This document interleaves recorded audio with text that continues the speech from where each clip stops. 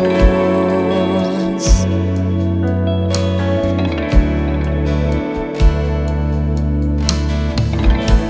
Boa noite, meus irmãos. É bom nós estarmos juntos aqui mais uma vez, amém? Tá acabando, gente. Puxa, né? Eu não sei vocês, mas eu já tô meio triste de estar acabando. Que gostoso nós estarmos juntos, queridos. Que tempo bom. Como é bom nós estarmos juntos aqui. E se você só conseguir guardar uma coisa dessa palavra dessa noite, que seja uma frase, tá bom? Obrigado, meu irmão. Que seja uma frase, tá? Uma frase que é um compromisso, uma declaração. E a frase é: eu preciso de você porque eu preciso de Deus. Ok? Guarda essa frase aí. Vou falar de novo. Eu preciso de você porque eu preciso de Deus. Nós começamos no primeiro dia falando sobre como nós precisamos de uma relação com Deus mesmo. Uma relação com Deus mesmo. Como nós não estamos nos relacionando com Deus pelas coisas que Deus faz, mas nos relacionamos com Deus por quem Ele é. Como nós não estamos buscando os milagres de Deus, mas estamos buscando o Deus de milagres. Como nós, no caminho da justiça, nos relacionamos com o bom pastor em todas as circunstâncias. Então, cada palavra foi tentando mostrar como cada uma das nossas angústias nos apontam para Deus, mostram a necessidade de Deus, e como a nossa relação com Deus coloca todas elas em perspectiva, trazendo cura do Senhor. Então agora eu quero falar da última angústia, que nós vamos tratar aqui. Tinha muitas outras possíveis, eu sei, talvez bem a que você gostaria de ver tratada, não foi tratada, e não tem problema, tem muita coisa boa por aí na internet, nas Bíblias de estudo, nos livros, na palavra de Deus, com certeza, tudo isso saindo da palavra de Deus, com os pastores, os nossos mestres. Mas hoje nós vamos falar da solidão. Solidão.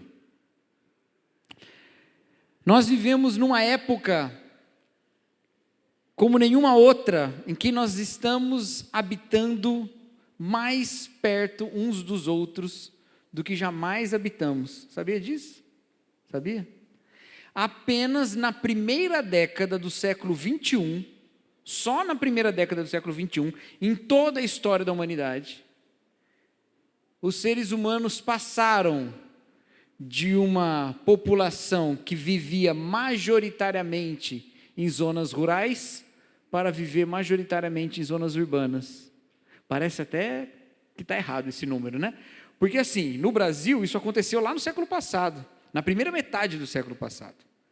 Mas no mundo inteiro, só na primeira década desse século, os seres humanos, na sua maioria, vivem em cidade do que no campo. E sabe o que significa viver em cidade, né? É que alguns metros para lá já tem outra pessoa. Alguns metros para frente já tem outra pessoa. Nós estamos muito, muito perto uns dos outros. Muito perto uns dos outros. E não só isso. Nós estamos muito mais perto dos que estão longe. Não é verdade isso também? Uma prova disso é que eu estou aqui. Porque a gente se conecta, não é, Rafael? Por internet. Nós estamos muito mais perto uns dos outros e nós estamos muito mais perto dos que estão longe. Nós estamos morando com muito mais gente em volta da gente. E nós estamos com muito mais conexões do que qualquer momento. Uma coisa que eu já percebi na vida é que ninguém nunca mais sai da nossa vida. Vocês já perceberam isso também, né? Antigamente você mudava de cidade, suas relações todas tinham que mudar. Agora você muda de cidade e você carrega todas aquelas conexões e todas as conexões novas. Aí tem um problema, porque todo dia você tem 5, 6, 7 parabéns para dar no Facebook. Está todo mundo fazendo aniversário. Não fica ninguém para trás. Você está sempre em relação com todo mundo. Você está sempre sabendo notícias de todo mundo. Você sabe essas coisas. Nós estamos muito mais conectados do que jamais se imaginou na história da humanidade. Ainda assim, nós estamos mais sozinhos. Tá bom, eu sei que isso parece um clichê, né? Ai, nós estamos tão sozinhos, mas não é clichê não. Isso aí é dado, tá? Alguns anos atrás, na Inglaterra, o governo inglês criou uma secretaria especial que recebeu um apelido de ministério. Não era um ministério, tá? Mas recebeu um apelido de ministério. E o apelido foi de Ministério da Solidão. Para lidar com o fato de que as pessoas estavam solitárias, elas tinham menos conexões, elas tinham famílias menores, em determinado momento da vida elas estavam sozinhas. No Japão, e acho que muitos de vocês devem ter visto essa notícia, alguns anos atrás também, aconteceu de alguns idosos começarem a cometer crimes para serem presos, porque ali ele tinha mais gente na cela para lidar e para estar junto. E alguns outros que, morando nos seus apartamentos e sem sair muito, acabavam morrendo e só sendo descobertos muitos dias depois. No século passado, fez-se uma pesquisa sobre solidão nos Estados Unidos. E essa pesquisa é uma pesquisa muito difícil de fazer. Como é que você sabe se uma pessoa é solitária ou não? É difícil, né? Mas tentando medir o sentimento de solidão. E eles partiram de uma métrica muito simples. Eles começaram a perguntar para as pessoas: em quantas pessoas você pode confiar, aconteça o que acontecer? E a média foi 5 pessoas. Tem 5 pessoas que eu posso confiar, aconteça o que acontecer. Não é confiar, desculpa, o que eu posso contar. Quantas pessoas você pode contar, aconteça o que aconteceu? A média foi 5 pessoas. Recentemente repetiram essa pesquisa, e a média foi menos de 1. Menos de 1.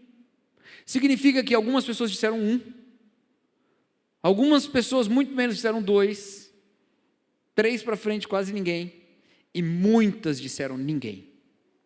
Ninguém. Para puxar essa média para baixo, tem que ter muita gente falando que não pode contar com ninguém, aconteça o que acontecer. Me parece uma métrica interessante para falar sobre solidão, pensar com quantas pessoas nós podemos contar.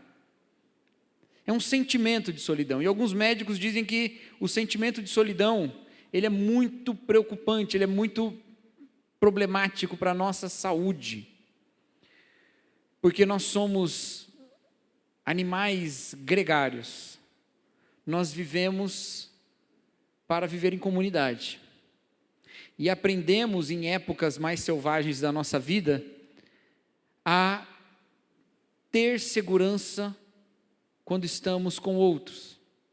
Então, antigamente, os seres humanos tentavam se juntar em tribos maiorzinhas do que simplesmente um núcleo familiar, tribos maiorzinhas, porque, sendo uma tribo maior, podem se defender mais, podem garantir mais alimento em caçadas, podem cuidar mais um do outro, podem não deixar que um animal selvagem os ataque, ou que a tribo inimiga os ataque, podem descansar, porque podem fazer turnos de guarda, entendeu? A vida ficava mais leve quando você tinha mais pessoas. Acontece que hoje a gente tem um monte de pessoa e a gente não está com medo de entrar uma onça aqui pelo templo. Você está com esse medo? Acho que não, né? Nunca aconteceu aqui não, né? Entrar uma onça. A gente não está com esse medo. A gente não está com medo nesse momento de entrar aqui um exército da tribo inimiga com lanças e acabar com a nossa raça. Mas a gente tem outros medos. A gente tem medo do que o outro pode falar da gente pelas costas. A gente tem medo dos males que o outro pode fazer conosco. E dependendo do contexto que a gente está, a gente tem medo de ser assaltado. A gente tem medo de sofrer algum outro tipo de dano. A gente tem medo de que a pessoa com quem a gente trabalha vai tentar roubar o nosso cargo, vai tentar dar algum tipo de golpe na gente. A gente tem medo o tempo todo. E mais, a gente pensa que os problemas que nos atingem de maneira individual terão de ser resolvidos, em última instância, por nós mesmos. E acabou. Eu não posso mais contar com o outro, eu tenho que contar comigo. Eu posso contar com o outro até um limite, até um ponto.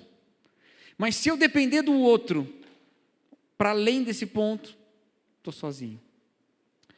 E aí os médicos dizem que esse sentimento gera uma pressão na nossa estrutura física, comparável ao mal que o tabagismo traz para o nosso coração. Eu fiquei muito impressionado com isso, eu demorei até de acreditar, mas tem um livro muito legal sobre solidão. Esqueci o nome do autor. Uma capinha laranja assim, que serve pela editora Record, que trabalha esses assuntos. A solidão é um mal do nosso tempo, e a Bíblia fala sobre solidão. A Bíblia fala.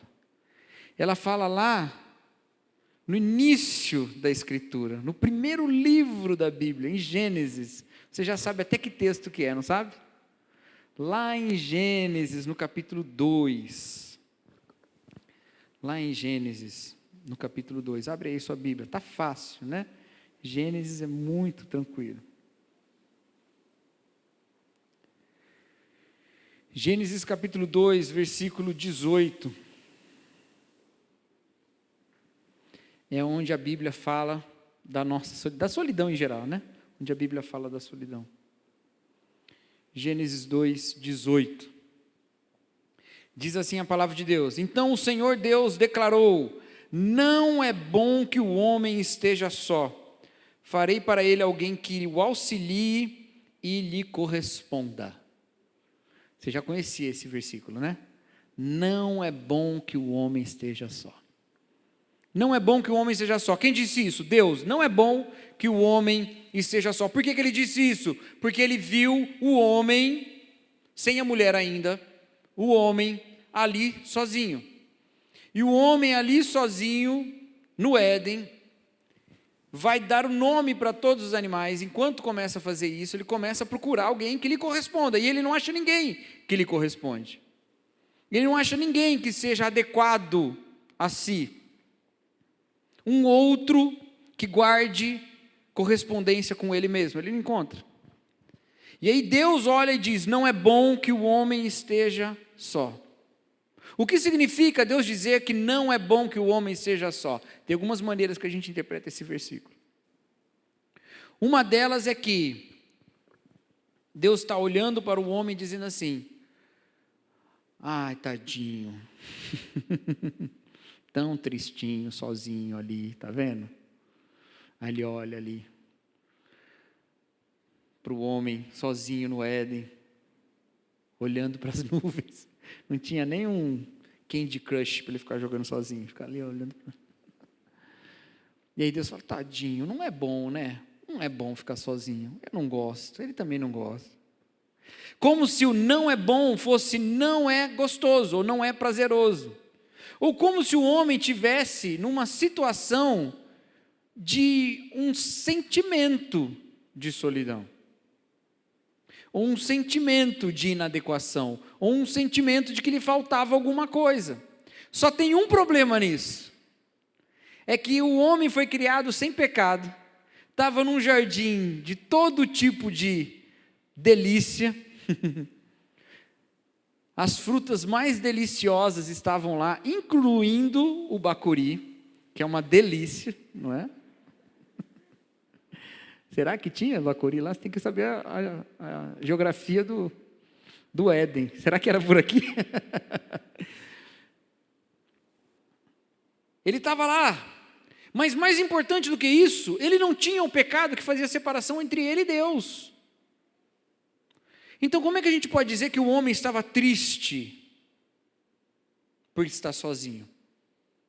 Eu acho que não é isso que Deus quer dizer.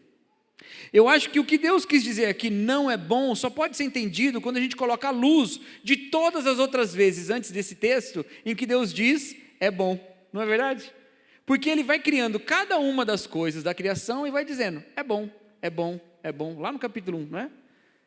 Fez separação entre, disse, haja luz, a luz é boa, é bom, separou a luz das trevas, separou as águas, de cima do firmamento, debaixo do firmamento, fez aparecer a terra seca, é bom.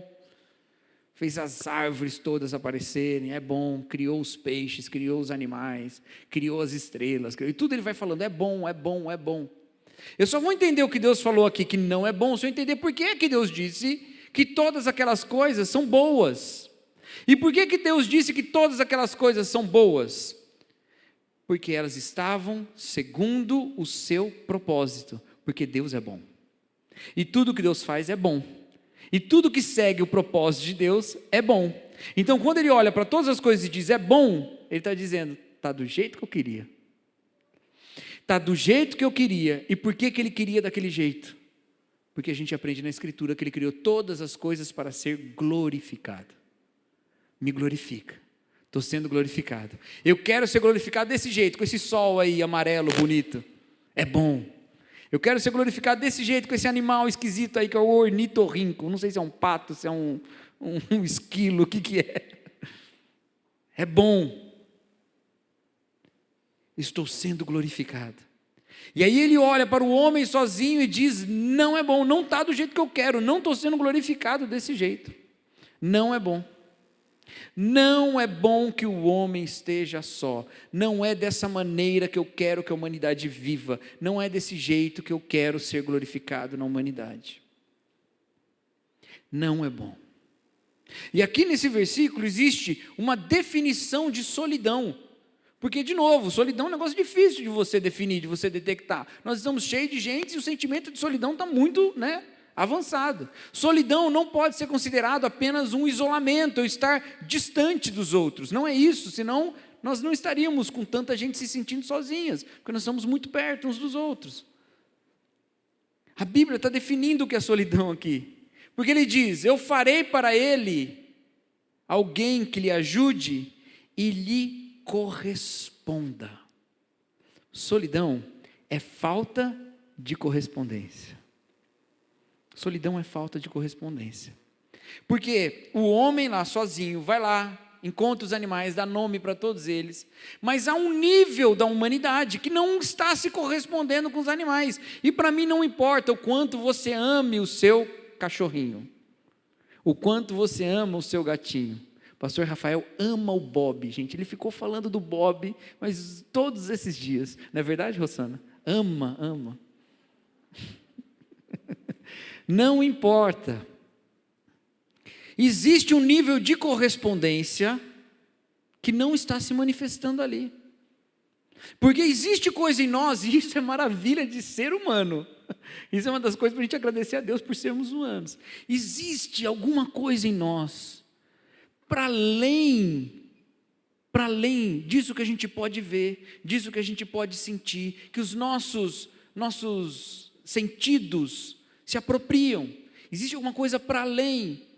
E a gente tem essa troca mais profunda, e a gente troca símbolos, e aí a gente fala sobre coisas que a gente é tomado por uma beleza que só pode acontecer entre seres humanos. Nós cantamos canções aqui com letras maravilhosas, e que todo mundo podia ter dito aquilo de um jeito muito mais reto e mais sem graça, mas a gente é elevado por essas expressões lindas.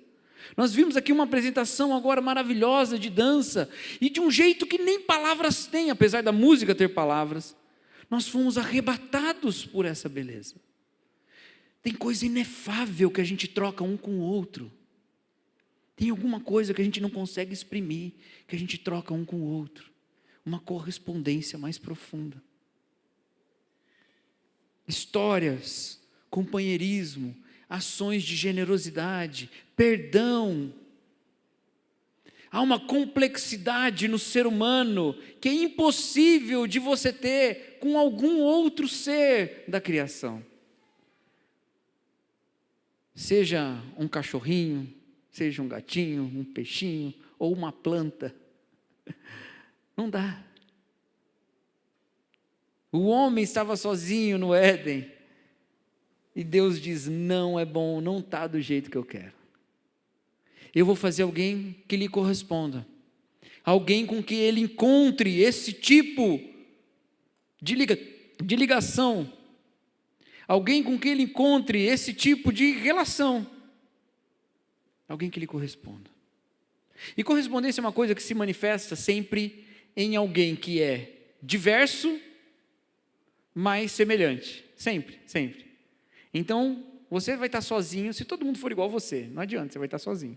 Mas você precisa de alguém que seja diferente de você, mas com quem você consiga estabelecer algum tipo de comunicação, algum tipo de troca. Aí você pode dizer assim, mas tem um problema nessa interpretação.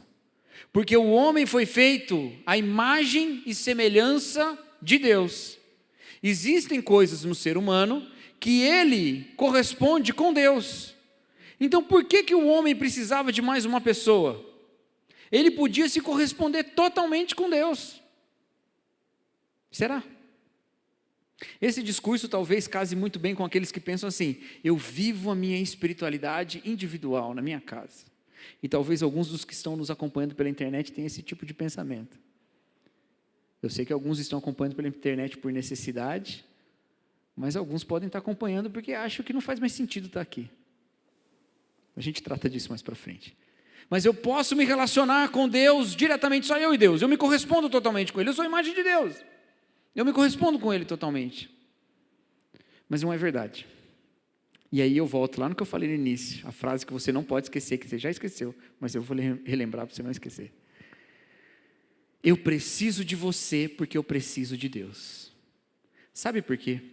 Quando Deus cria o homem, o Deus que cria o homem, não é um Deus uno, mas é um Deus triuno. É um Deus que é relação, é um Deus que é comunidade, é um Deus que é relação. É por isso que o apóstolo João pode falar que Deus é amor. Ele não falou, Deus tem amor. Ele não falou, Deus é amável, e nem falou que Deus é amoroso, apesar dele ser também. Mas ele falou, Deus é amor. Amor é uma relação. Amor é uma relação. Como Deus é amor? Porque por toda a eternidade, Pai, Filho, Espírito Santo, tem uma relação de amor. Por toda a eternidade. C.S. Lewis explica isso lá no Cristianismo Puro e Simples. Por toda a eternidade, Pai, Filho e Espírito Santo vivem uma relação de amor. Então, quando Deus cria o ser humano, há aspectos que o indivíduo compartilha com Deus, com certeza há. Deus é sábio e nós podemos ter sabedoria. Deus é criativo e nós também. Na verdade, Deus é criador, mais do que criativo. E nós somos criativos. Deus tem inteligência e nós também. Deus fala e nós também. Há muitas coisas que nós compartilhamos com Deus no nível individual, mas algumas coisas que nós não compartilhamos com Deus no nível individual. E uma delas é essa, que para nos corresponder com Deus, para termos mais semelhança com Deus, nós e Deus, nós precisamos criar aqui também, ou que Deus crie entre nós, melhor, que Deus crie entre nós, o tipo de relação que Ele tem na eternidade. Pai, Filho e Espírito Santo em amor. E eu não posso ter essa relação com pessoas que são diversas, mas semelhantes, se essas pessoas não existem. Então Deus quer que a sua glória seja manifestada nos seres humanos com toda a capacidade de sermos imagem e semelhança dele, nas nossas relações. Aí você olha assim para Gênesis, aí você olha assim para mim e fala assim, está aqui isso aqui? Você está falando isso, está aqui? Está aqui, mas não está só aqui não. Está aqui, mas não está só aqui não. Porque o apóstolo João, mais uma vez, escrevendo lá na sua primeira epístola, no capítulo 4, ele fala assim, ninguém jamais viu a Deus. Se amamos uns aos outros, Deus permanece em nós. Existem aspectos da presença de Deus na nossa vida que só se manifestam no amor. Só se manifestam na comunidade. Então eu sem você perco parte de Deus. Por isso eu preciso de você, porque eu preciso de Deus. Eu preciso de você porque eu preciso de Deus. Mas tem mais do que isso. A nossa relação com Deus, ainda que tenha alguma correspondência, ela não manifesta tudo de Deus. Para nós também, ou entre nós. Porque se eu tenho que ser feito cada vez mais segundo a vontade de Deus, segundo a imagem de Deus, e eu sou marcado pelo pecado, há limites nisso. Por exemplo, Deus me ama e me concede graça. Eu não tenho capacidade de conceder graça a Deus. Deus me perdoa, eu não tenho capacidade de perdoar Deus. Deus exerce misericórdia para comigo, eu não tenho capacidade de ser misericordioso para com Deus. Deus me dá coisas, Ele é generoso, eu não tenho como ser generoso com Deus. Ele tem tudo, como é que eu vou dar alguma coisa para Ele? Esses aspectos da vida de Deus só podem ser manifestados numa relação entre nós. A forma como Deus me trata não é a forma como eu trato Deus, porque eu estou em outro nível, mas é a forma como eu posso tratar você segundo a imagem de Deus. Então, quando a Bíblia fala perdoai-vos uns aos outros, com base no fato de que Deus me perdoa, esse perdão de Deus só se faz presente na humanidade se eu tenho alguém que eu possa perdoar. Entendeu? Eu preciso de você para que as glórias, as maravilhas de Deus sejam visíveis no mundo. O apóstolo Paulo fala isso, de que a sabedoria de Deus, que é multiforme, ela é vista nas regiões celestiais, pelos poderes. Eles estão lá olhando para a gente, como um reality show eterno, estão olhando a humanidade, e de repente eles começam a ver, nesse monte de gente pecadora, e muito menor do que eles começam a ver maravilhas de Deus se manifestando na comunidade humana. Eles olham lá e vê os seres humanos tudo raivosos, assassinos, ladrões, mentirosos, um passando a perna no outro. De repente ele olha e ele vê um ser humano lá, não sei quantos mil anos antes de Cristo, ajudando um outro ser humano que quebrou a perna, carregando ele no braço, falando: eu não vou te deixar para trás, você é mais para mim do que simplesmente alguém que caça comigo, você é meu amigo. E aí os anjos ficam tudo, uau!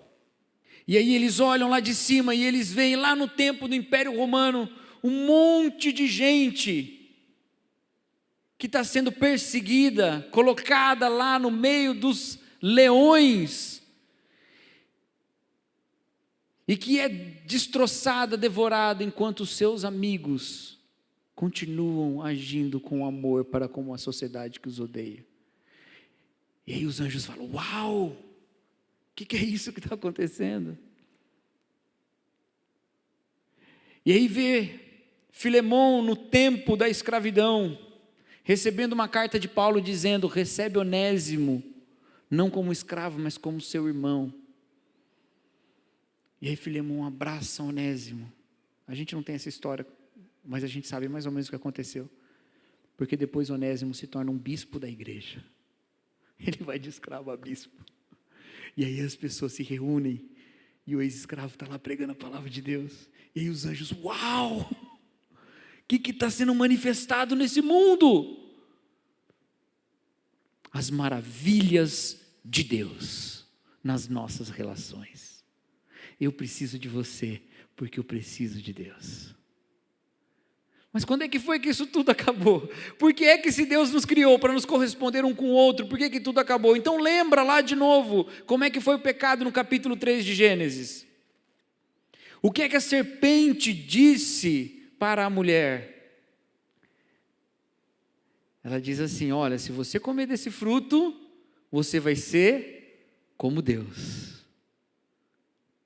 Agora a questão é que eu não quero mais ser humano. Eu não quero mais me corresponder ao outro, eu quero estar no nível acima. Eu não quero mais nem me corresponder com Deus mesmo, eu quero estar no lugar de Deus. E o negócio é o seguinte, se você se tornar como Deus, não tem Deus para você, entendeu? Porque só pode ter um Deus. Então se você é o Deus, não tem Deus para você. E se você é o Deus, também não tem mais um humano igual a você. Então quando a mulher toma do fruto, ela quer se colocar no lugar de Deus. Ela está chutando Deus do trono, está se colocando lá, e não está mais se relacionando com o homem com correspondência. E o homem faz a mesma coisa. Então agora um quer ser Deus do outro.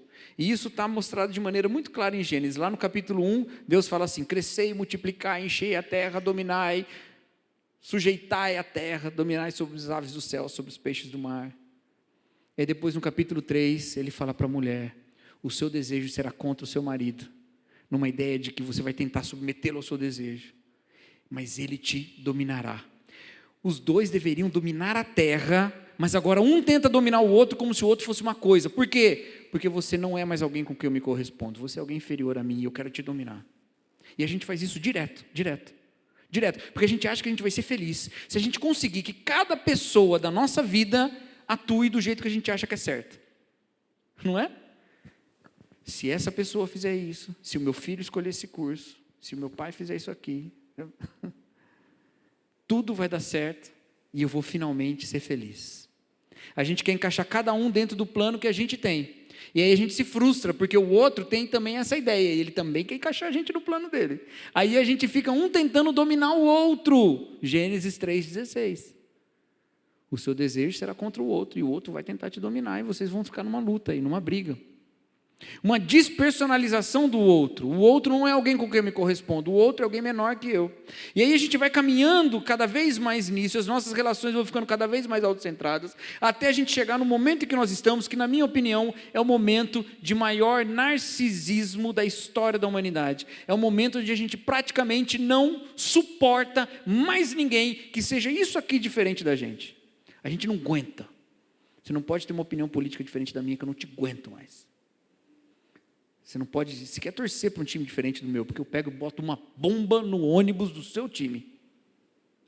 Não pode. Você não pode botar ketchup na pizza, porque eu sou paulista e eu não gosto desse negócio. É tudo opinião, é tudo disputa, é tudo... Um não suporta o outro, um não tem paciência com o outro, porque o mundo tem que ser do jeito que eu quero, o mundo não pode ser do jeito que Deus quer, tem que ser do jeito que eu quero, porque eu comi do fruto, eu sou Deus e acabou.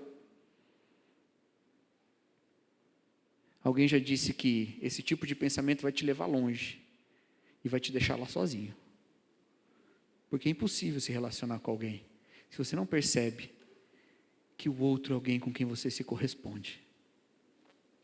Então aí a gente chega na igreja, e a igreja atua por outra lógica, porque aquele que é Deus fez o caminho inverso do que Adão e Eva quiseram fazer. Ao invés de, por usurpação, querer ser igual a Deus, como fala lá em Filipenses capítulo 2, humilhou-se a si mesmo, esvaziou-se a si mesmo, tomando forma de servo. E foi obediente até a morte, e morte de cruz. E aí, nesse caminhar, ele não só abriu de novo o relacionamento de nós para com Deus, ele não só desfez o efeito do fruto, no qual a gente chutou Deus do trono e falou, estou aqui, eu sou Deus, e esqueceu de Deus. Ele não só refez a nossa amizade com Deus, ele também criou um povo no qual nós nos relacionamos a partir da adoração a um único Deus. Porque agora a gente olha para Deus e a gente afirma, Deus é Ele, não sou eu. Deus é Ele, não sou eu. E porque Ele é o meu Senhor, e Ele manifestou sua graça para comigo, porque Ele age dessa maneira, porque Ele buscou se identificar comigo, eu buscarei me corresponder com você. Você já percebeu isso? Você já percebeu que nós somos os ofensores em relação a Deus? Fomos nós que ofendemos Deus com pecado? Fomos nós que rompemos relação? Fomos nós que nos rebelamos? Fomos nós que viramos as costas e fomos embora? Mas foi Deus que cruzou a distância infinita, como fala Kierkegaard, um filósofo cristão, a infinita diferença entre nós e Deus. Cristo cruzou essa diferença infinita para, sendo como nós, nos alcançar e nos reconciliar com o Pai. Aí você agradece a Deus, obrigado Senhor por me alcançar.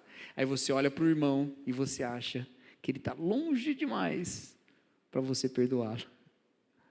Ele é diferente demais. Diferente sou eu em relação a Cristo. O outro é igualzinho eu. Se Deus me amou ao ponto de vir ao meu encontro, como eu não vou andar 1 ou 2 milhas para encontrar o meu irmão? para onde Ele está estabelecer reconciliação? Como eu não vou manifestar essa graça, se o Senhor foi tão gracioso comigo? Meus queridos, um compromisso com Deus passa por um compromisso com o seu povo. Passa por um compromisso com o seu povo. Não tem jeito, é inescapável. Se você quer se comprometer com Deus, você precisa se comprometer com o seu povo. Não tem jeito. E a Bíblia dá muitos exemplos disso. É igual quando você tem um amigo e você tem outro amigo. Você tem dois amigos. Amigos muito queridos, mas eles não se dão um com o outro. Não faz sentido. Nós todos somos amigos de Deus, mas a gente não se dá um com o outro. Que sentido faz isso? Por isso que eu fico espantado com a história de Ruth. Lembra Ruth? Tem lá Noemi e o seu marido mudam lá para Moabe, vai lá para a terra de Moabe. E os seus 2 filhos casam com 2 mulheres de lá. E aí o marido de Noemi morre, os seus filhos morrem, as 3 viúvas ficam viúvas. E falam, vamos voltar. Quer dizer, Noemi fala, eu vou voltar.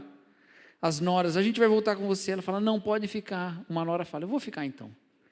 Mas Ruth vai. Mas Ruth diz uma coisa maravilhosa, ela fala assim, o seu povo será o meu povo, o seu Deus será o meu Deus. Que maravilha, não é? Que frase bonita, o seu povo será meu povo, o seu Deus será meu Deus. Só tem um problema teológico nisso. É a gente que escolhe Deus? Não é Deus que escolhe a gente? Não é Deus que escolheu o povo? Como é que Ruth, que nem era daquele povo, podia falar, eu sou agora serva desse Deus. Esse Deus vai ser meu Deus e acabou. E se Deus falasse, mas eu não escolhi você? Você sabe por que ela pôde falar isso? Porque antes ela falou, o seu povo será meu povo. Você quer falar, esse Deus será meu Deus, sem falar para a igreja dele que é a sua igreja. Você quer falar que esse Deus será seu Deus, sem estabelecer o tipo de relação que marca o reino de Deus. Você não quer estabelecer esse tipo de relação. Então, você vai continuar vivendo na solidão. Numa solidão existencial. Não é só numa solidão comunitária, humana. É numa solidão existencial, porque haverá aspectos do Deus transcendente que você não vai conseguir se relacionar se você não estiver em comunidade. Dói estar na igreja, dói. Dói, tem coisa ruim que acontece na igreja. A gente tem uns machucados de igreja, não tem? Eu tenho uns machucados de igreja. Eu já curei uns 90%, mas tem uns 10% ali, rapaz, que de vez em quando me dá uma dorzinha. Avisa que está ali, dói.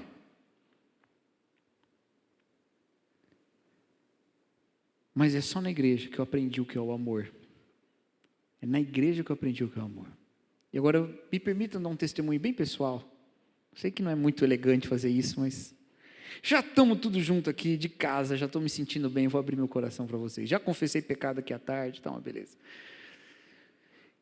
Queridos, igreja é um lugar onde tem muita hipocrisia. Mas a gente só sabe que a igreja é hipócrita, porque na igreja a gente fala sobre um Deus que é de verdade. Na igreja a gente faz exigências muito difíceis, de santidade, muito profundas. Então a gente sabe o quanto a gente é hipócrita, porque a realidade é muito difícil de cumprir, então a gente às vezes finge. É por isso que tem tanta hipocrisia às vezes. No mundo não tem tanta hipocrisia, porque eles não precisam cumprir nenhum padrão tão alto de santidade. Pode se entregar a ser quem é. Às vezes a gente quer não ser quem a gente é, e está errado isso. E aí a gente vira hipócrita. Mas na igreja, eu aprendi que eu posso amar pessoas que não são da minha família, como se fosse. Na igreja, na minha casa, criou-se relações com pessoas que eram tão íntimas nossas, que a gente podia contar de fato um com o outro, porque a gente foi feito família. Na igreja eu aprendi que mesmo coisas muito difíceis podem ser confessadas e perdoadas. Na igreja eu aprendi que quando uma pessoa chora e sofre de um jeito estranhíssimo, uma galera que não conhece ela há muito tempo sofre com ela. Do nada. ou na hora. Na igreja eu aprendi que quando uma pessoa conquista alguma coisa e fala que foi de Deus, todo mundo celebra como se ele tivesse conquistado ele mesmo. Ele nem participou daquilo, Deus deu, o outro recebeu, mas ele fala, é nós, é a gente. Na igreja, meu amor foi desafiado também. Foi desafiado. Só que, quando na família a gente sofre algum tipo de mágoa, a gente tenta relevar pelo laço familiar. Mas laço familiar, frequentemente, não parece ser tão firme assim. Mas na igreja, a gente tem que caminhar para o perdão, porque essa nossa unidade custou sangue de Deus mesmo. Então é muito mais valioso. Aí a gente aprende a ser família na nossa família de sangue, porque a gente aprendeu na igreja a ser família pelo sangue de Cristo. E aí lá eu vou perdoar, porque aqui eu aprendi a perdoar. E aí você pensa assim, mas eu fui machucado. Aí você olha para Jesus e aí você vê marcas nas mãos, nos pés, na cabeça, no lado. Aí Jesus, machucado aonde? Mostra o seu dodói para mim. Deixa, Senhor, já entendi. Vem cá, meu amigo. Entendeu? É um plano maluco que Deus tem de juntar um monte de gente que não tem nada a ver com Ele, nada a ver um com o outro, desculpa. Juntar um monte de gente que não tem nada a ver um com o outro e dizer um para o outro, eu sou um com você no amor do nosso Pai, somos um no amor de Jesus. É a manifestação do Deus de amor numa comunidade completamente diferente, de um monte de gente com história diferente, com ideias diferentes, e que chega aqui, olha para Deus e fala, Senhor, as nossas particularidades formam muito quem nós somos, mas nós vamos transcendê-las por amor, para a gente estar junto na mesma família. E aí eu vou lidar com o outro com perdão e com longanimidade, mas eu vou lidar, porque a alternativa é a solidão de quem se acha o Deus do universo. E é por isso que momentos de adoração são propícios para a gente ser humilhado e se voltar um para o outro. Porque quando a gente está lá fora, eu posso quebrar o pau com você. Eu posso achar que você cruzou uma linha terrível e a gente pode discutir. Eu posso levantar a voz, você pode levantar a voz. Aí a gente entra aqui, aí a gente olha para Deus. Aí a gente vê o tamanho de Deus. Aí a gente percebe a nossa insignificância. É como se você pegar um microscópio e você olhar no microscópio um grão de areia e um grão de açúcar. Se você olhar no microscópio, você vai saber qual é maior, não vai? Você vai olhar. Mas aí quando você tira o microscópio e compara o grão de areia com o grão de açúcar, com a referência das coisas tão grandes, macroscópicas, você vai ver que é tudo pó. Nas nossas minúcias, a gente se acha melhor que o outro, a gente acha que a gente pode dominar o outro, mas quando a gente está diante de Deus tão grande, a gente vê, meu Deus, eu sou pó, olha a perspectiva, comparado com Deus. E aí a gente senta para se acertar, para conversar, para caminhar. E aí a gente manifesta a graça de Deus entre nós. E a gente enche uns aos outros com o Espírito. Você cantou aqui hoje, não cantou? Espírito enche a minha vida.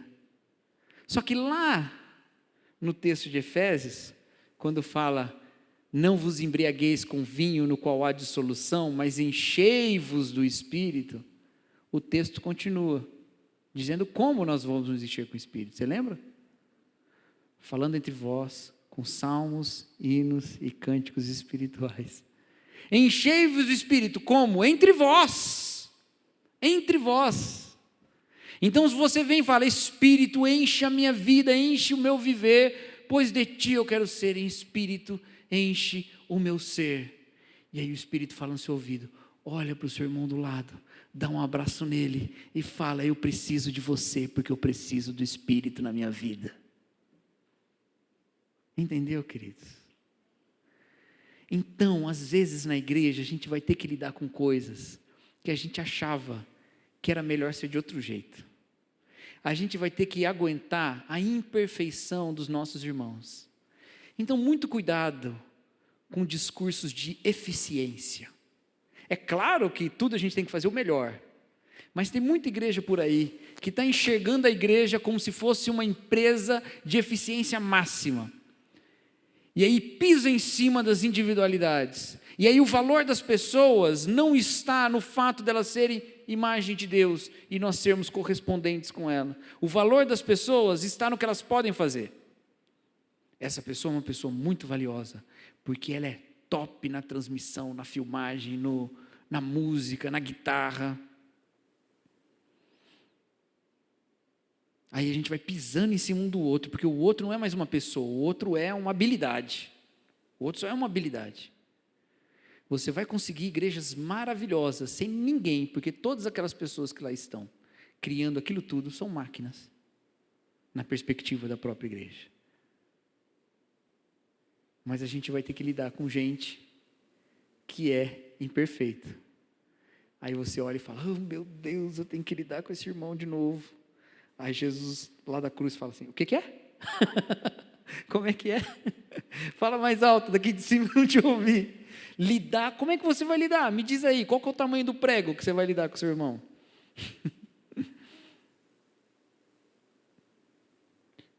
Encarnar na realidade do outro. Estar disposto a considerar o outro nos seus termos. Cuidado, gente, às vezes a gente quer que o outro seja exatamente igual a gente. E aí você não tem a menor paciência para o outro ser diferente de você. Cuidado, hoje de tarde a gente falou, ouça o outro, ouvir é um exercício de estranhamento, de você se fazer outro, de você receber o estranho como se. Ouvir, deixar que o outro fale, que o outro seja quem ele é diante de você, porque em oração é isso que você faz diante de Deus, você é você diante de Deus. Começa amando o outro, ouvindo o outro, porque o outro é uma pessoa. Eu falei que nós temos uma relação com Deus numa história que nós temos com Deus, que chama Evangelho. Tenha história com seus irmãos. Tenha história com seus irmãos. Histórias, às vezes, as mais bobas são maravilhosas. Ontem a gente saiu daqui, foi comer num restaurante ali, e o pessoal ficou contando história ali. Fábio, não é? Pastor Rafael, Rosana, Alex, Djalma, contando histórias. Eu não faço parte dessas histórias, mas agora eu tenho a história de ontem com eles, entendeu? Hoje eu tenho mais uma história para contar, que eu fui na praia hoje, que beleza, né? Que beleza, aí a gente sentou para comer, e quando a gente chegou a comida, veio uma chuva, gente, mas foi uma beleza, o peixe frito virou ensopado, uma delícia, vocês não fazem ideia. História, virou história. Mas nós construímos história de dor também. E nós estamos passando por um período de pandemia que, se Deus quiser, está chegando cada vez mais no fim. Eu acredito nisso. Mas acredito porque acredito, né? Porque se virar, eu vou continuar acreditando em Deus. É igual o Abacuque fala, né? Ainda que a curva não desça, a curva suba, ainda assim eu me alegrarei no Senhor. Não tem problema, a gente fica firme em Deus. Mas esse período tem muita história triste, que como igreja nós passamos juntos. Histórias marcam quem nós somos, nos conectam um com o outro. Histórias, à luz da história do Evangelho, formam a igreja. Essa igreja não é como a minha igreja, porque aqui tem outras histórias, na minha igreja tem outras histórias, mas todos nós partilhamos de uma mesma história central, que é o Evangelho. Que é o Evangelho que nos lembrou que nós somos correspondentes uns dos outros, para que nos correspondamos com Deus. Então eu venho lá de São Paulo, distante, vim para cá. E eu estou indo embora. E eu estou indo embora carregando histórias. Eu estou indo embora carregando sabores também, porque é a comida boa que vocês têm aqui. Meu Deus. Eu só não estou indo embora carregando Guaraná Jesus, porque não pode, porque eu estou só com mala de mão, mas senão eu vou levar. Partilha. Corpo de Cristo se manifestando em encontros. E eu vou embora. Mais cheio de Deus e do Espírito, porque os irmãos me edificaram. O apóstolo Paulo, escrevendo aos Romanos, ele diz lá no capítulo 1, eu quero estar com vocês para compartilhar com vocês algo da fé. E aí ele já corrige. Ele diz, ou quer dizer, para que nós compartilhamos um com os outros. Eu vim aqui para compartilhar algo da fé. E nós compartilhamos uns com os outros. Edificação crescimento, força no Senhor, confiança, fé no Evangelho, esperança, amor. E que sempre nas nossas relações se manifeste a natureza do Deus Trino. Como o Senhor Jesus Cristo falou lá na sua oração sacerdotal, João capítulo 17. Pai, eu oro por eles, para que eles sejam um, como eu e tu somos um. Vamos orar, queridos. Senhor nosso Deus, nós queremos ser um, como o Senhor é uma unidade de diversidade. Aquieta minha alma, faz meu coração ouvir tua voz.